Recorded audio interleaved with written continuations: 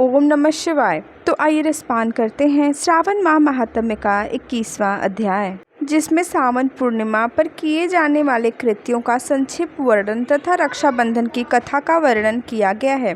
सनत कुमार बोले, हे दयानिधे, कृपा करके आप पौर्णमासी व्रत की विधि कहिए, क्योंकि हे स्वामीन, इसका महात्म्य सुनने वालों की श्रवण इच्छा बढ़ती है। ईश्वर बोले, हे सनत कुमार, इस श्रावण मास में पूर्णिमा तिथि को उत्सर्जन तथा उपाकर्म संपन्न होते हैं। पौष की पूर्णिमा तथा माघ की पूर्णिमा तिथि उत्सर्जन कृत्य के लिए होती है, अथवा उत्सर्जन कृत्य हेतु पौष की प्रतिपदा अथवा माघ की प्रतिपदा तिथि विहित है, अथवा रोहिणी नामक नक्षत्र उत्सर्जन कृत्य के लिए प्रशस्त होता है, अथवा अन्य कालों में भी अपनी अपनी शाखा के अनुसार उत्सर्जन तथा उपाकर्म दोनों का साथ साथ करना उचित माना गया है।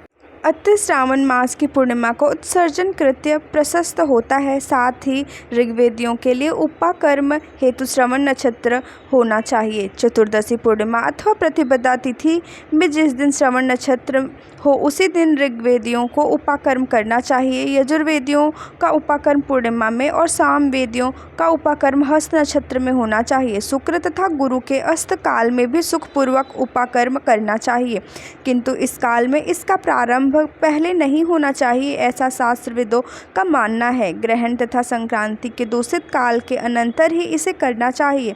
हस्त नक्षत्र युक्त पंचमी तिथि में अथवा भाद्रपद पूर्णिमा तिथि में उपाकर्म करें। अपने अपने गृहसूत्र के अनुसार उत्सर्जन तथा उपाकर्म करें। अधिक मास आने पर इसे शुद्ध मास में करना चाहिए। ये दोनों कर्म आवश्यक हैं, अतः प्रत्येक वर्ष इन्हें नियम पूर्वक करना चाहिए। उपाकर्म की समाप्ति पर द्विजातियों के विद्यमान रहने पर स्त्रियों को सभा में सभादीप निवेदन करना चाहिए। उस दीपक को आचार्य ग्रहण करें या किसी अन्य ब्राह्मण को प्रदान कर दें। दीप की विधि इस प्रकार है। सुवर्ण, चांदी अथवा तांबे के पात्र में सेर भर गेहूं भर कर गेहूं के आटे का दीपक बनाकर उसमें उस दीपक को जलाएं। वह दीपक घी से अथवा तेल से भरा हो और 3 बत्तियों से युक्त हो। दक्षिण तथा तांबुल सहित उस दीपक को ब्राह्मण को अर्पण कर दें। दीपक की तथा विप्र की विधिवत पूजा करके निम्न मंत्र बोलें। सदक्षिण सतांबूल सभादीपो यमुक्तम अर्पितो देवदेवस्य मम सन्तु मनोरथा। दक्षिणा तथा तांबुल से युक्त यह उत्तम सभादीप मैंने देव के देव को निवेदित किया है। मेरे मनोरथ अब पूर्ण हो। सभादीप प्रदान करने के से पुत्र पौत्र आदि से युक्त कुल उज्ज्वलता को प्राप्त होता है और यश के साथ निरंतर बढ़ता है। इसे करने वाली स्त्री दूसरे जन्म में देवांगनाओं के समान रूप प्राप्त करती है। वह स्त्री सौभाग्यवती हो जाती है और अपने पति की अत्यधिक प्रिय पात्र होती है। इस प्रकार 5 वर्ष तक इसे करने के पश्चात उद्यापन करना चाहिए और अपने सामर्थ्य के अनुसार भक्ति पूर्वक दक्षिणा देनी चाहिए।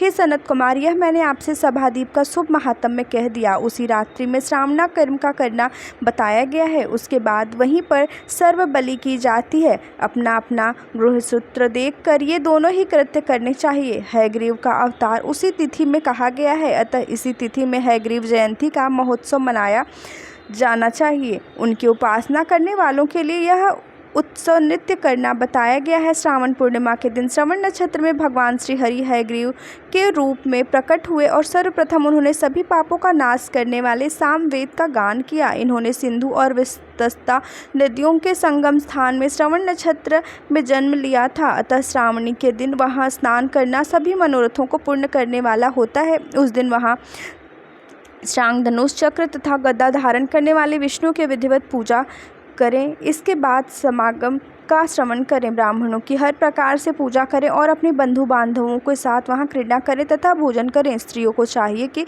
उत्तम पति प्राप्त करने के लिए उन उद्देश्य से जल क्रीड़ा करें। उस दिन अपने अपने देश में तथा घर में इस महोत्सव को मनाना चाहिए तथा हयग्रीव की पूजा करनी चाहिए और उनके मंत्र का जप करना चाहिए।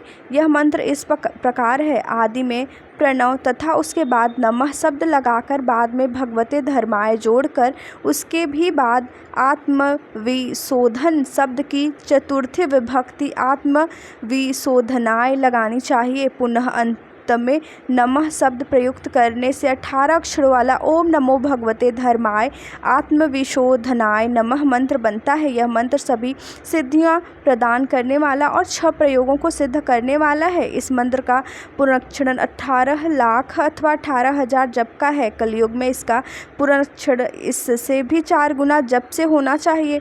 इस प्रकार करने पर हयग्रीव प्रसन्न होकर उत्तम वांछित फल प्रदान करते हैं। इसी पूर्णिमा के दिन रक्षाबंधन मनाया जाता है, जो सभी रोगों को दूर करने वाला तथा सभी अशुभों का नाश करने वाला है। हे मुनिश्रेष्ठ, इसी प्रसंग से एक प्राचीन इतिहास सुनिए। इंद्र की विजय प्राप्ति के लिए इंद्राणी ने जो किया था उसे मैं बता रहा हूँ। पूर्व काल में 12 वर्षों तक देवासुर संग्राम होता रहा। तब इंद्र को थका हुआ देखकर देवी इंद्राणी ने उन्हें सुरेंद्र से कहा, हे देव, आज चतुर्दशी का दिन है, प्रातः होने पर सब ठीक हो जाएगा। मैं रक्षाबंधन अनुष्ठान करूंगी, उससे आप अजेय हो जाएंगे। और तब ऐसा कहकर इंद्राणी ने पूर्णमासी के दिन मंगल कार्य संपन्न करके इंद्र के दाहिने हाथ में आनंददायक रक्षा बांध दी। उसके बाद ब्राह्मणों के द्वारा स्वचयन किए गए तथा रक्षाबंधन से युक्त इंद्र के दानव सेना पर आक्रमण किया और क्षण भर में उसे जीत लिया। इसी प्रकार विजयी होकर इंद्र तीनों लोकों में पुनः प्रतापवान हो गए। हे मुनीश्वर, मैंने आपसे रक्षाबंधन के इस प्रभाव का वर्णन कर दिया, जो कि विजय प्रदान करने वाला, सुख देने वाला और पुत्र आरोग्य तथा धन प्रदान करने वाला है। सनत कुमार बोले, हे देवश्रेष्ठ, यह रक्षाबंधन किस विधि से, किस तिथि में